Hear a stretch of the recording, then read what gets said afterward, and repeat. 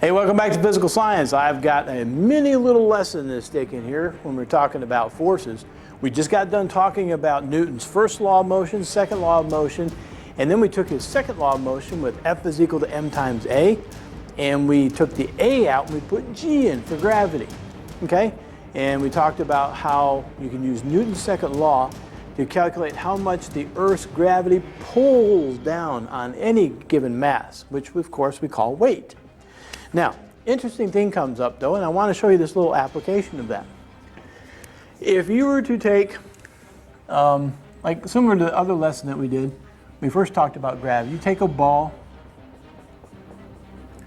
and you let go of it. Of course, it's going to begin to speed up and go faster and faster and faster, okay? And as you know before, the only thing it's going to do is going to have this acceleration is going to be negative downward, 9.8 meters per second, okay?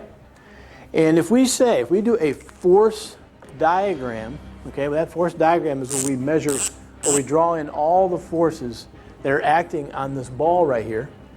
And if we do that, and we draw a force acting on this thing, let me get rid of this other arrow, and we say, well, what is this force pulling down this ball? It is the force of weight. In other words, how much gravity is pulling on that ball.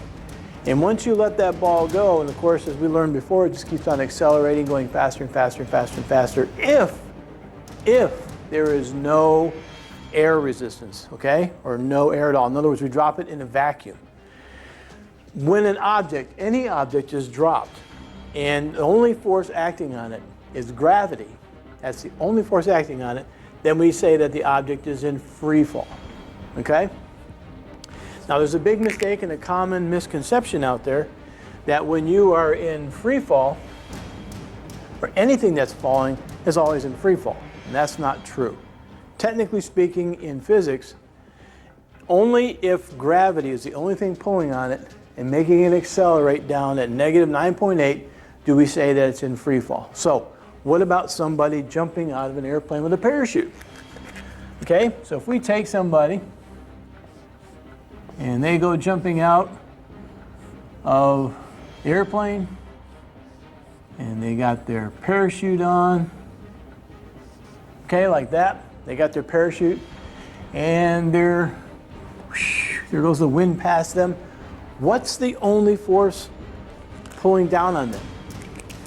Of course, right off, just like the ball over there, right? You do a force diagram. You've got the force of gravity pulling down on them, or their weight, which is their mass times the acceleration of gravity, okay? But in the real world, where we really want to go skydiving, you definitely want air resistance, right? If you don't have air resistance, you pull that parachute, it ain't going to do nothing. In fact, the parachute probably won't even open, okay? But in real life, you've got air friction over here, okay?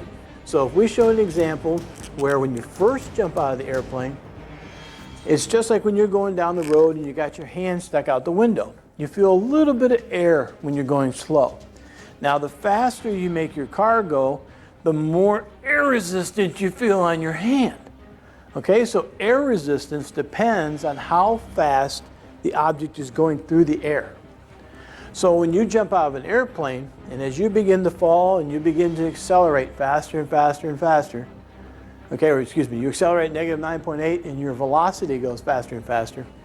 When you first jump out of the airplane, your air resistance, if I show it to you here as an arrow, it's probably really small, like that. So when you first jump out of the airplane, you're not going to go real fast, right? But very quickly, of course, every second you drop, you're going to gain almost another 10 meters per second, okay? So when you first jump out, let's write this down as F, and we'll put A for air resistance, okay? When you first jump out, you're not going real fast, your air resistance is pretty small. But as you begin to drop and fall, your air resistance gets bigger and bigger until finally your air resistance, your force of air resistance here is going to become equal and opposite to to your weight.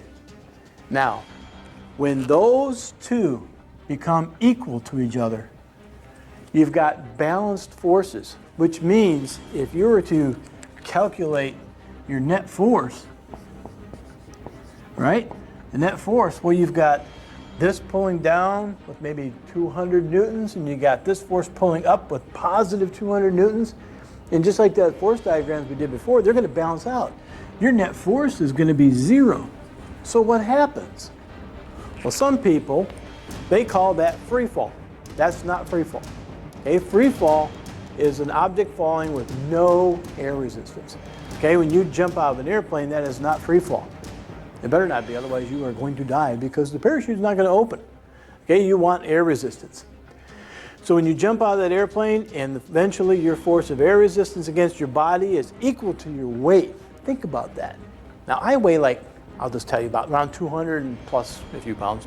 Okay, I weigh 200 plus 200 pounds. When I jump out of an airplane and that wind starts blowing, I start going faster and faster and faster, and the air resistance is pushing against my body harder and harder. I will keep on accelerating downward until my weight of 200 pounds is equal to 200 pounds of air pressure, air friction blowing against my body. Can you imagine any idea how much that must got to feel like? So 200 pounds of air resistance pushing against your body. No wonder they have to wear the goggles. You ever seen pictures of their faces? Their skin's flapping all over the place. Okay, so when these two become equal, you no longer accelerate. Okay?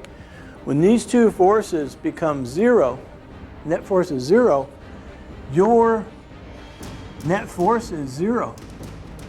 Which means, according to Newton's second law, if your net force is 0, then your acceleration is 0. Which means, remember, there's no change in velocity. So that means all of a sudden you start falling and you're going to reach this maximum velocity that you're going to fall. Okay? And everybody's body, everybody's mass, everybody's shape all has a different maximum velocity. So once these two equal, you're going to get a constant velocity. Once those two become equal. Okay? And once those two become equal, whatever that velocity is for you, for a baseball, for a golf ball, for an anvil, whatever it is you throw out of your airplane, when that weight is equal to the air friction, that maximum constant velocity that object reaches, believe it or not, this is not a joke, is actually called the terminal velocity.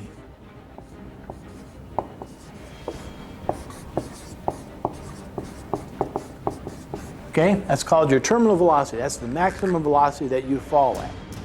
Okay, I guess they may call it terminal because if your parachute don't work, you are going to be terminal right there on the ground. Okay, all right, it's been a short, quick little lesson. I hope you enjoyed it.